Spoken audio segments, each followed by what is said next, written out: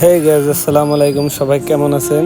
তো আশা করি সবাই ভালো আছেন। তো এখন আমরা ডাব পারতেছি।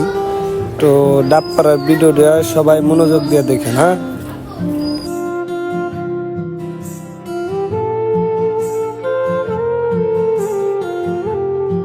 তো বাসটা অনেক লম্বা হওয়ার কারণে উঁচা উঁচা করা যাচ্ছে না।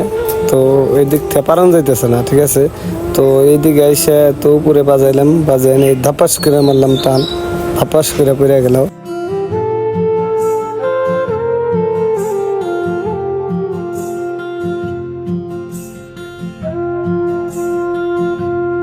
তো ভিডিওটি ভালো লাগলে লাইক কমেন্ট শেয়ার করেন, আর আমার ফেসবুক পেজটা ফলো করেন। আল্লাহ হাফেজ।